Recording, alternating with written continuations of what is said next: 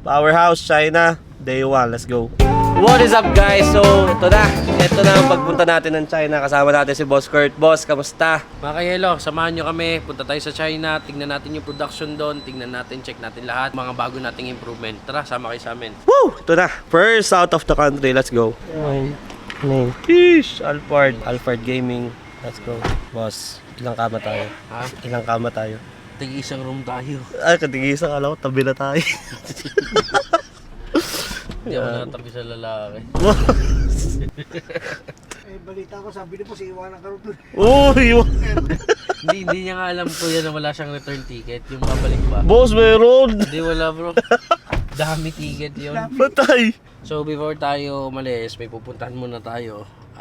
Para tayo magpaalam, no? Before tayo trumabaho kasi sunod-sunod yung ibang bansa ako sa mga susunod na araw, buwan. And alam niyo naman, napakahirap mag-ibang bansa ngayon, lalo na ngayon nagsasarado yung airspace ng mga bansa. Pero ganun talaga. If we do business, kasama na dyan yung risk, no? Kailangan talaga. We're going international here in Powerhouse. Kaya kailangan natin na tibayan ng loob, and yun. Kailangan nating subukan kasi hindi natin malalaman. Diyos nang bahala sa atin. Pray tayo, Panginoon Diyos, ingatan mo kami sa aming paglalakbay.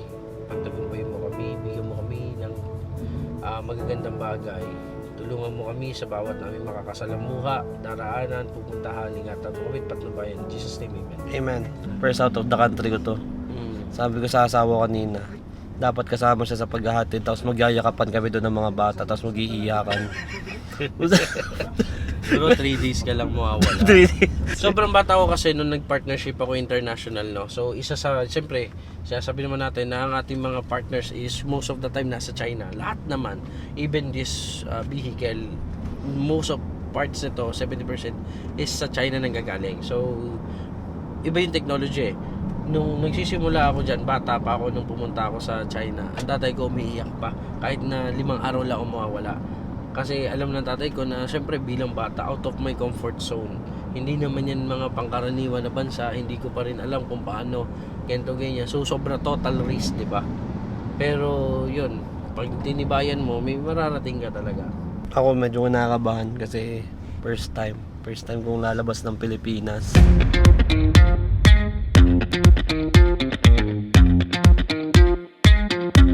So yung mga kayelo, no, dadalang mo tayo sa lola ko. Almost 1 month pa lang siyang patay. Kaya yun, medyo napapansin nyo, bihira ako lumabas doon sa Facebook page natin dahil tayo nagluksa. Pero business must go on. I will make my lola proud.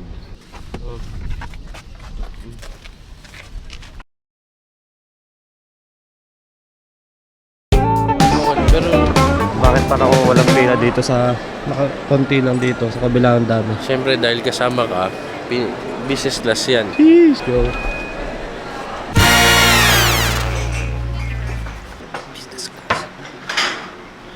So dapat may class.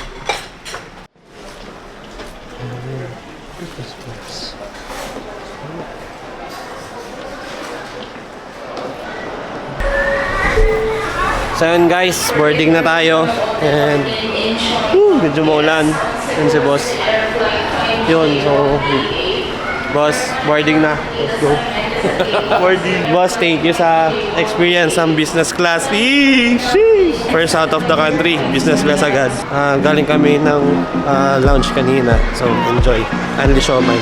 So yan, sakay na tayo aeroplano. See you later guys.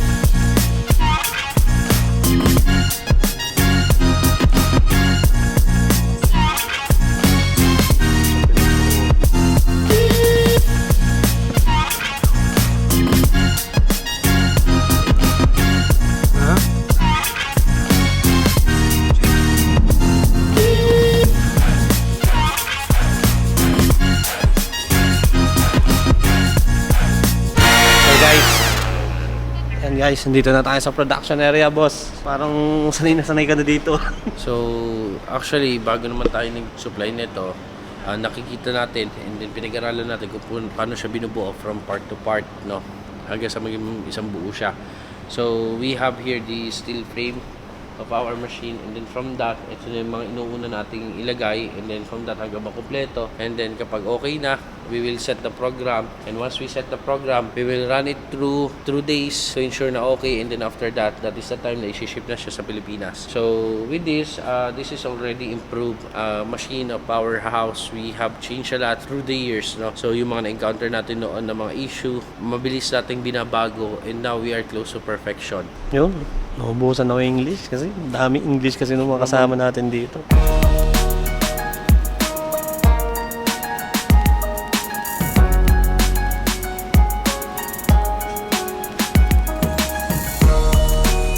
So, nauna lang tayo sa ating technical team and engineering department, but the next week nandito na sila, or next week, para mag-assemble ng machine, no? So dahil tumataas din ang ating demand, sila din ay yung ating technical and nagta-troubleshoot sa Pilipinas, ay sila din ay mismong gagawa na ng machine. Kaya yun yung ma-address namin na expertise ang aming company.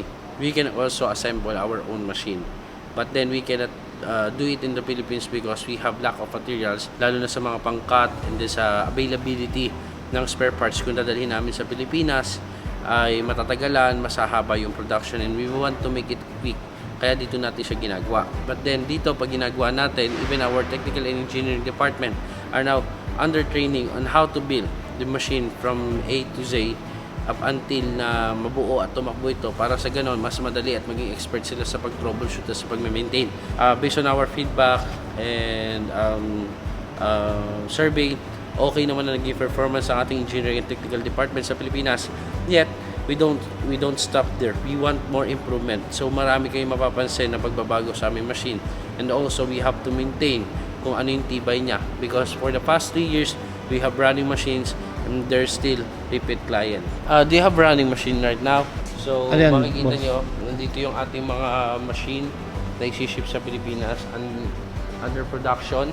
So dito, ito yung mga bago nating inaaral, but then before nating ilabas sa market totally, we are the one who will test it for some other features. Hindi pa po namin masabi sa inyo kasi hindi pa rin kami kompensado doon sa bagong improvement, because we have the version 1 na talaga matibay, yet we are not stopping on improving. That's why we are improving it, but then we have to ensure that it really works for us before we do that, because we are now also targeting kung paano mas mapapababa yung kuryente. So gaya na sinasabi ko, tubig at kuryente nagkukosya ng 2 pesos, and we are now targeting to get at least 1 pesos to 1.5 cents ng cost lang ng kuryente, and we have new program and system to do that.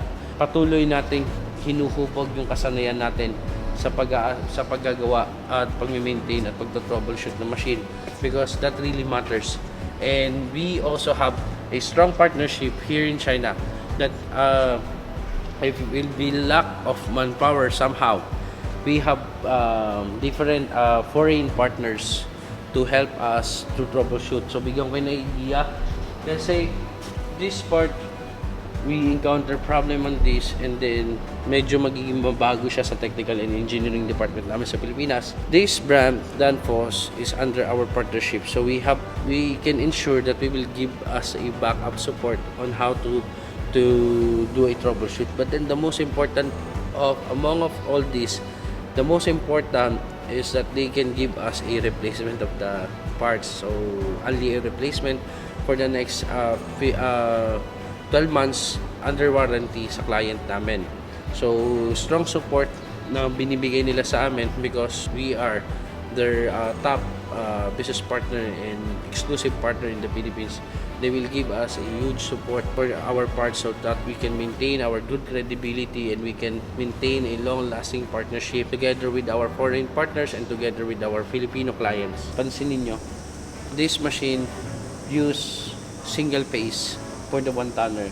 To be honest, it could last for 1 year but not for the next 2 years, 3 years, because ang machine na ito is industrial. Napakalakas ang consumption nito sa kuryente dahil ito lang yung puhunan natin.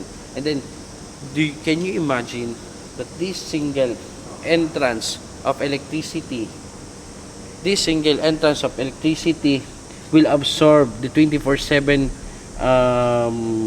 flow of electricity para tumakbo yung machine 24/7 for a single phase. It may happen, but then hindi siya sustainable, hindi siya magtatagal ng taon. Bibigay at bibigay yung buong system Kasi minsan maglalak yung supply na papasok, minsan naman magsosobra yung supply na papasok. That's why in Powerhouse we have Powerhouse box. That is one of the most advanced equipment that we have to ensure na yung papasok na kuryente sa machine nyo ay kontrolado at nasa maayos so that it could last for long. And then nakakatipid tayo sa kuryente kasi hindi fluctuated at hindi sobra-sobra yung kuryente o hindi mababa naman yung kuryente na sinusupply niya sa machine. So pag maganda yung pasok ng kuryente, maganda yung performance sa machine. In the company, we are the person who really knows how to use the Powerhouse box. And in other countries, they don't have like box na ginagamit natin. So napipilitan sila na i-convert into single phase kahit na may consequence siya after years. Kasi hindi nila kayang gawin kung ano yung ginagawa natin sa Pilipinas. Alam niyo naman ng mga Pilipino maparaan. Kaya hinahayaan na lang nila kaysa naman mag 3-phase supply sa India, sa Thailand na magpapahirap sa mga client nila na magpapababa ng benta nila. Pero for us, we don't do that, but then hindi natin i-compromise yung quality ng machine, no?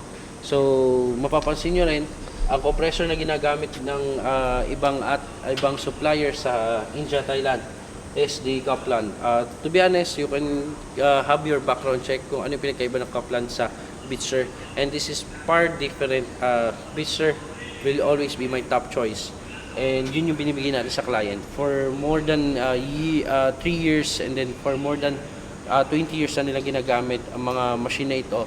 Yung Bitzer ang pinakamagandang brand na ginagamit nila, and subok ko na rin kung gaano katibay ang Bitzer. And napakahalaga nito kasi ang Bitzer nagpapalamig at nagbubuo ng yelo. So yun mga kayelo, yan ang isa sa pinaka-aasahan nyo kapag ka-partner nyo sa Powerhouse. Non-stop improving, non-stop innovation, but then we ensure that every piece of machines that we supply to you, you will be able to produce a good eyes on each piece of it.